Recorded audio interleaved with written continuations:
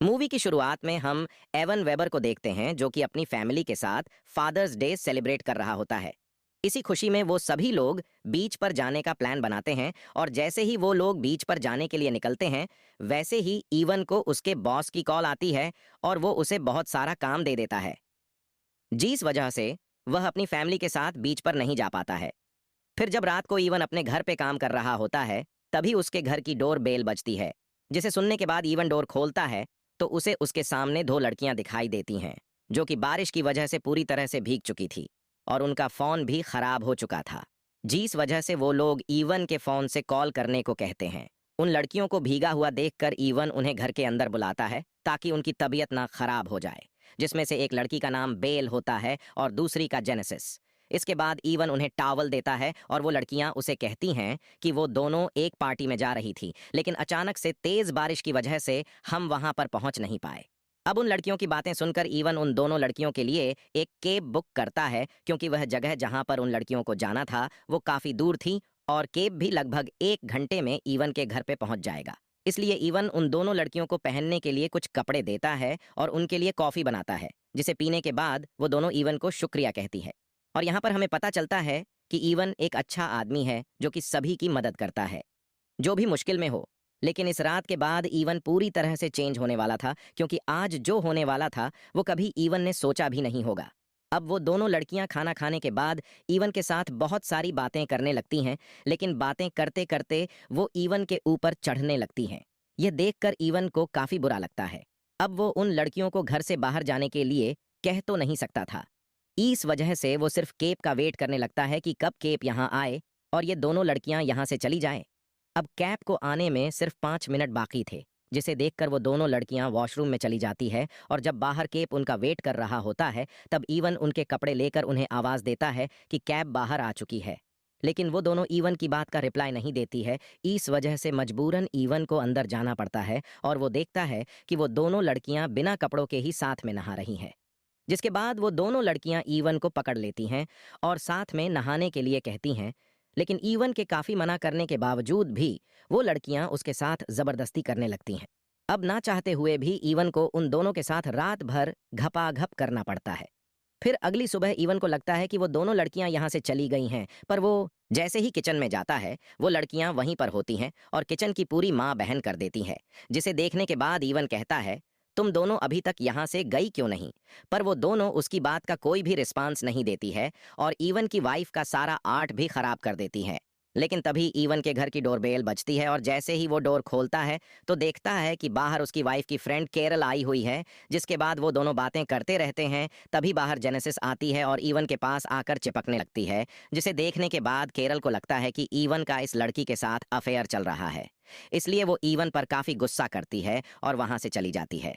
जिसके बाद वह दोनों लड़कियों पर काफी गुस्सा होता है और उन्हें अपने घर से चले जाने के लिए कहता है, लेकिन वह दोनों उसकी बात नहीं सुनती है।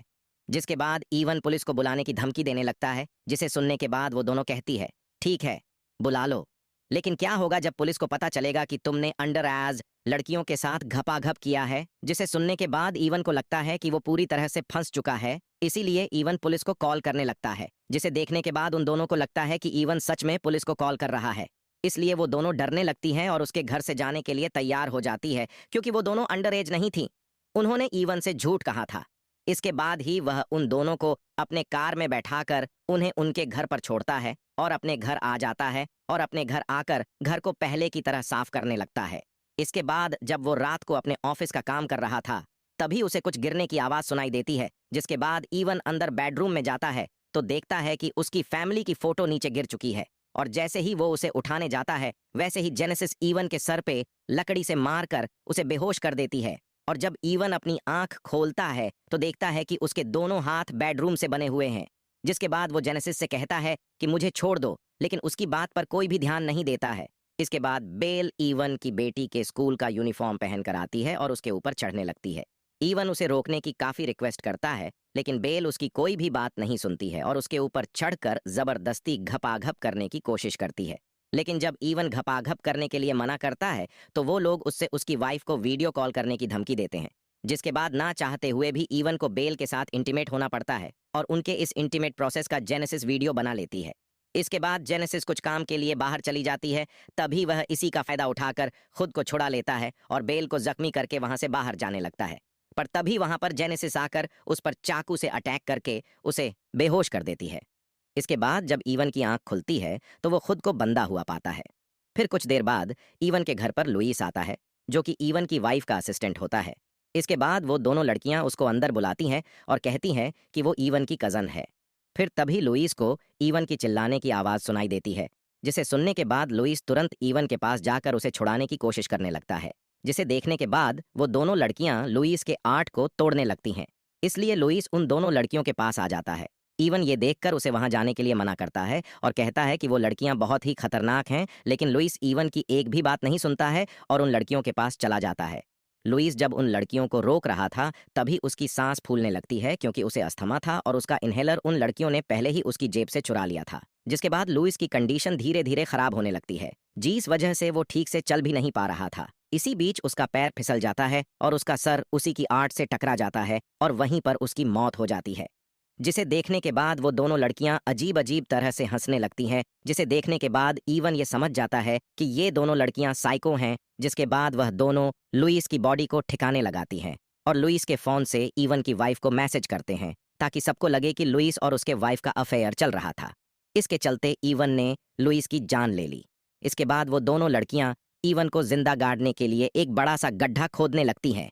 वहीं दूसरी तरफ ईवन अपनी वाइफ को कॉल करने की कोशिश करता है, पर वो दोनों उसे देख लेती है और उसका आईपैड पूरी तरह से तोड़ देती है। जिसके बाद वह दोनों ईवन के घर की भी मां बहन करने लगती है और ईवन के साथ गेम खेलने लगती है। इसके बाद जब ईवन हेल्प के लिए चिल्ला रहा था, तब जेनेसिस उसके ऊपर गन तान देती है और कहती है कि चिल्लाव मत, चुप रहो। फिर अगले दिन वो दोनों ईवन को बुरी तरह से बांधकर उसके पूरे बॉडी को जमीन में गाड़ कर सिर्फ उसके सर को बाहर रखती है। जिसके बाद ईवन कहता है, तुम दोनों मेरे साथ ये सब क्यों कर रही हो? तब वो दोनों ईवन को बताते हैं कि वो लोग सिर्फ उसके साथ गेम खेल रहे हैं। उन्हें ये सब करने में काफी मजा आता है और वो ये गेम सिर्फ शादीशुदा लोगों के साथ ही खेलती हैं और उनकी लाइफ पूरी तरह से खराब कर देती है। इसके बाद बेल ईवन को एक वीडियो दिखाती है और ये वीडियो वही वीडियो था जब बेल ईवन की बेटी की स्कूल का यूनिफॉर्म पहनकर ईवन के साथ ही गपागप कर रही थी। जिसके बाद वो दोनों अब इस वीडियो को ईवन के फेसबुक अकाउंट पर अपलोड कर देती हैं और टैग में लिखती है कि हैप्पी फादर्स डे। जिसके बाद सभी लोग ये वीडियो देखने लगते हैं। इसके बाद वो वहां से चली जाती है